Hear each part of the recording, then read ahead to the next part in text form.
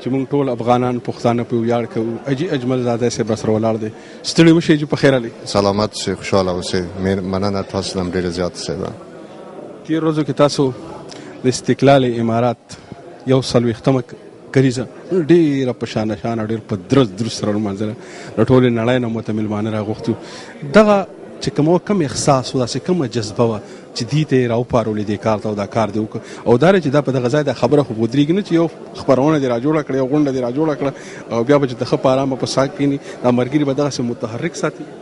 بله، د دې غونډې دایرول جوړول دا اصلا کې د افغانستان او د متحده عربي اماراتو د 40 کلنې د دوستۍ تجلیل او څنګه کې د دوی ورځ هم ولمانځله. او بل دا دی چې په متحده اماراتو کې تاسو معلومه ده تقریبا 250,000 افغانان زموږ دلته ژوند کوي چې د اظهار د یکجهتۍ او د دوی د دې خوښۍ د سره د قوم سره وکړو د متحده اماراتو عربي اماراتو سره.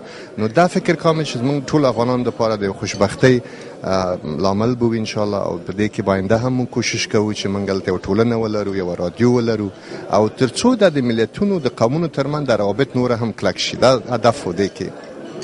او چې لکه دلته خو زموږ ډېرې نیمګړتیاګانې ډېرې کمای ډېرې کمزورۍ دي زموږ قام هم ډېر عجز دی ډېر. خو ستاسو په شان شتمن خلک او تجارت کوله خلک پکې لکه شته نو تاسو ته د قام او خلک او ولس ته سترګې راړوي. که تاسو وګورئ چې د دنیا ډېر واړه واړه قومونه اوسي چې په هر حواله زموږ برابر نه دي. هغوی خپل یو ټولنیز او کلتوري مرکز هم لري او زموږ د افغانانو دغه مرکز نشته. او ستاسو خبره خلک اوري او تاسو د خبرې چل هم درځي. د دې په اړه هم پکار دی چې تاسو سپیکر وکړئ د افغانان متحرک دي. حتما یگانه علت چې دا ده چې موږ غوښتل چې د ملتونو ترمنځ متحده عربي اماراتو او د افغانانو ترمنځ د روابط نور هم پیاوړي شي، نور هم سره مضبوط شي. یگانه دا علت چې موږ ترڅو د دې ولس او د دې قوم او د دولت موږ مطمئن کو چې افغانان ښه خلک دي، صلح دوست خلک دي او موږ دغه بعضي ضرورتونه چې موږ دي موږ غواړو د دې حکومت په مخ کې او د مشرانو په مخ کې موږ کېدو ترڅو چې ان شاء الله دغه آینده کې به موږ داسې یو زمینه مساعده کړو چې موږ یو ټولنه ولرو، یو دفتر ولرو، ترڅو چې ډېر ورونو دلته مشکلات دي د هغوی سره موږ مرسته وکړو، مدد ورسره وکړو او بل د دې نه موږ افغانستان ته هم مرستې وکړو.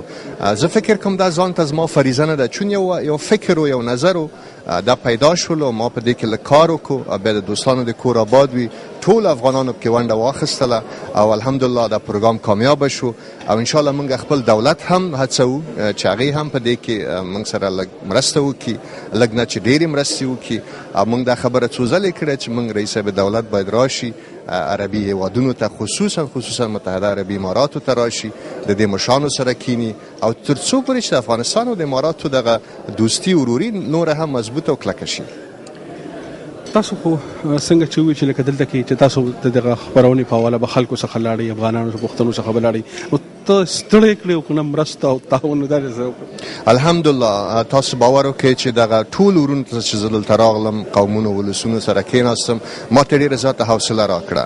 حتی ټولو ورونو او افغانانو چې ما ورسره مسله ورسره بحث کړې ده، حتی دوی ما ته د مادي کومکونو ژمنې هم وکړې او دا فکر کوم یو نوی زیری و چې زموږ په دې مسافر ورونو باندې وشولو چې دغسې یو غونډه جوړه شي ترڅو چې د دې پایلې انشاءالله په آینده کې مثبت وي او د دې نه موږ ډېره ګټه واخلو په آینده کې د ټولو افغانانو لپاره.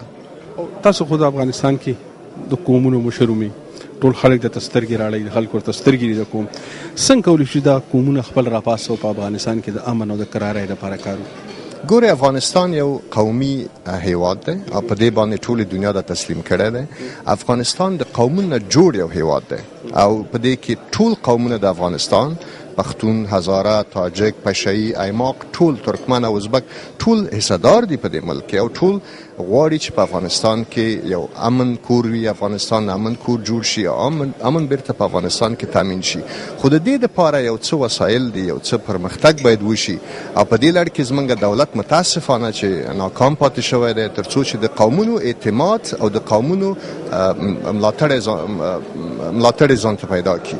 متاسفانه اوسه پورې په دې لړ کې مثبت کار نه دی شوی. ګورې زه به تاسو یو مثال درکړم. په افغانستان کې موږ دیموکراسي په 2004 کال کې موږ په ورین تندي باندې ومنله چې دیموکراسي یو ښه نظام دی، یو ښه سیستم دی. متاسفانه دیموکراسي د افغانستان عنعنې، د افغانستان کلتور، د افغانستان رسم و رواج سره مطابقت ونه شو کړلی او ډیر داسې خلکو شخصي استفاده وکړه د ملت د پشتیوانۍ نه، د ملت د ملاتړ نه. نو همیشه که تاسو د افغانستان تاریخ مطالعه کوئ، په افغانستان کې قومونو وطن جوړ کړی دی.